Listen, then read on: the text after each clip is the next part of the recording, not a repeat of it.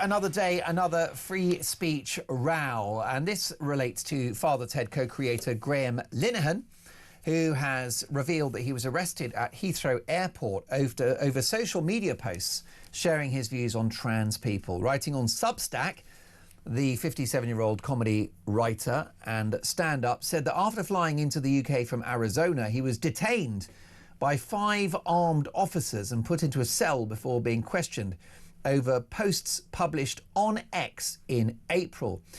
During questioning, he said a nurse checked on him and found his blood pressure had reached stroke territory, I should say, so he was taken to A&E.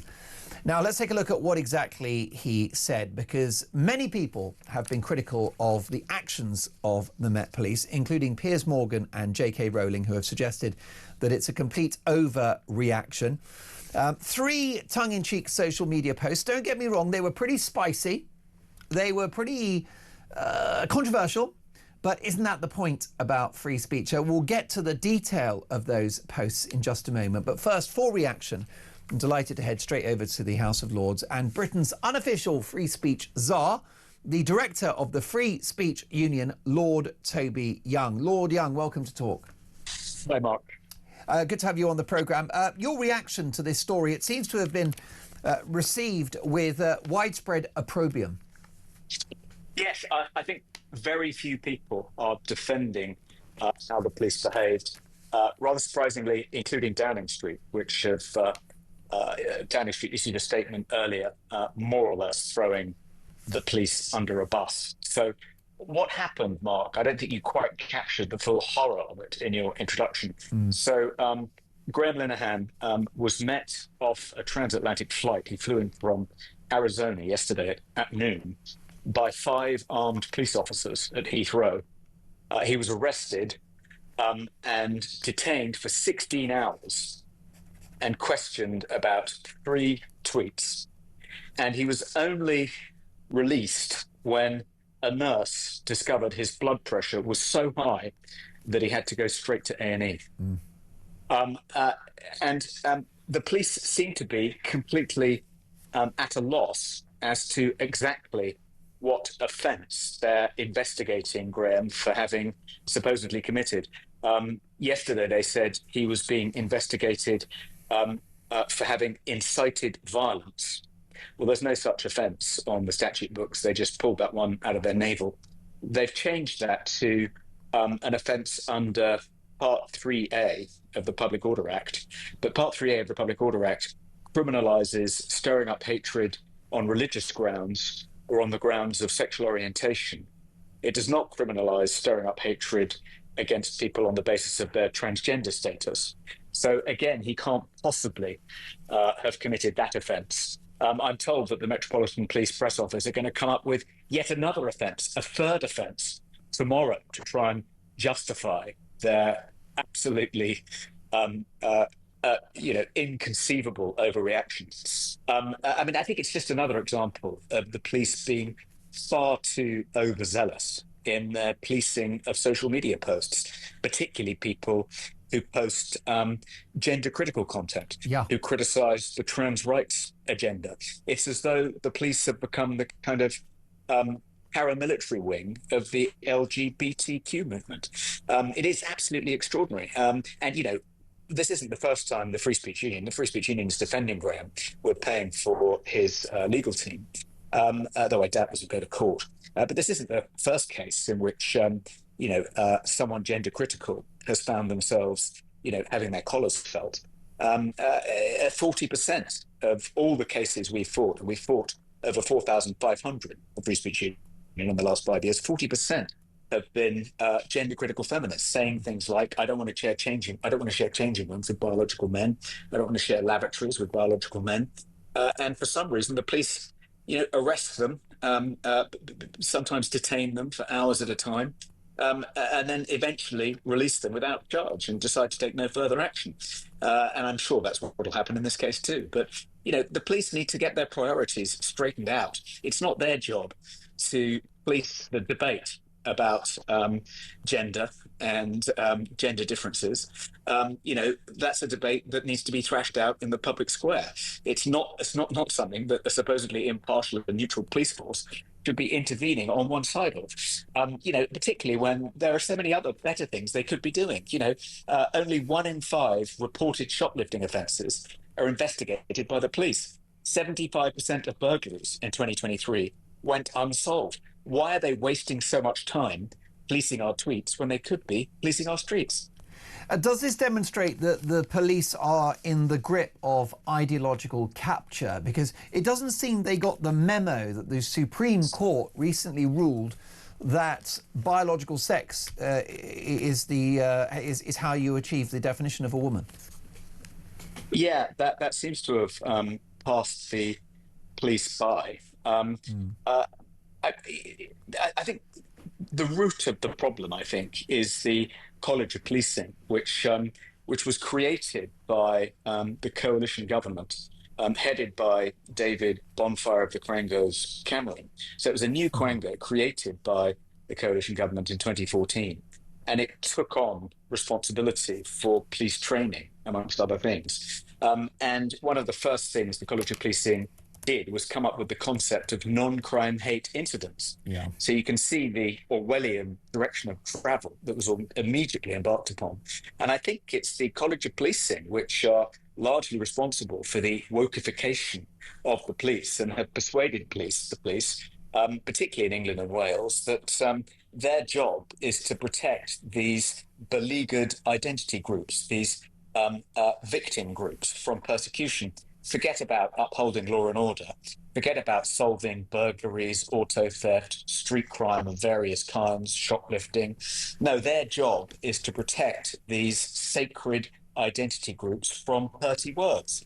And they just waste a huge amount of time and resources investigating things on social media that various activists and activist groups have complained about. And that seems to be what's happened in Graeme Linehan's case. Well, Lord Young, let's have a look at those hurty words from Graeme Linehan on his X profile, which is at Glinner. That's how you'd find him. The first offending tweet was as follows: if a trans-identified male is in a female-only space, he is committing a violent, abusive act. Make a scene, call the cops, and if all else fails, punch him in the balls. The next one was a photo of some trans activists, and the subheading written by Graeme Linehan was "a photo you can smell," and then finally followed up with "I hate them, misogynists and homophobes, F them."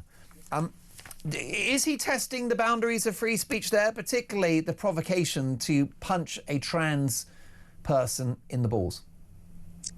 I don't think he is. I mean, obviously, some people will find that language offensive. They'll think that's pretty intemperate. Some people will even think it's nasty. But I don't think it's against the law. And I think we're pretty clear it's not against the law, because that when trans rights activists protest outside events like the Battle of Ideas Festival, the annual conference of the LGB Alliance, whatever it might be, Kathleen Stock appearing in the Oxford Union, they wear T-shirts saying the only good turf is a dead turf, punch a turf, and they don't get arrested. They don't get arrested because that kind of theatrical pantomime incitement doesn't cross the threshold of lawlessness.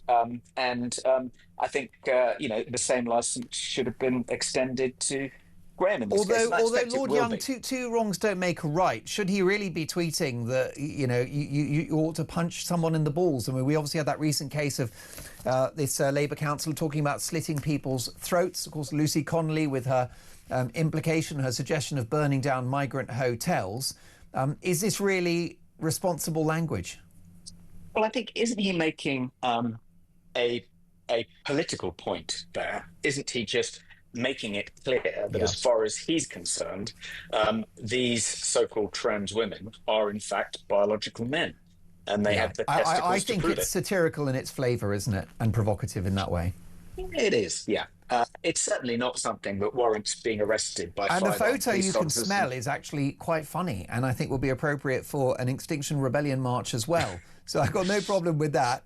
And you're allowed not to you're allowed. I mean, he says, I hate them, misogynists and homophobes, F them, as you say, in temperate language. But for you, none of this goes anywhere close to thwarting, but not being justified within the realm of free speech. Now, clearly, J.K. Rowling has stepped into this, and Piers Morgan, and even 10 Downing Street, as you mentioned, other celebrities as well, have condemned it. Could this be a turning point? Could this be a test case, Lord Young, for common sense? Well, I'd like to say so, Mark, but every time I think we've touched rock bottom and I cry, peak woke, the pendulum has reached its apex, it's now going to swing back. Something even more egregious happens. I sometimes feel like a man falling through a burning building. And every time I think I've touched rock bottom, I finally hit the basement, the floor gives way, and I start falling again. I mean, we had the Julian Fuchs case a few months ago, an ex-special constable who got into a Twitter spat with a pro-Palestinian activist, said nothing which approached being unlawful. The activist seemingly complained.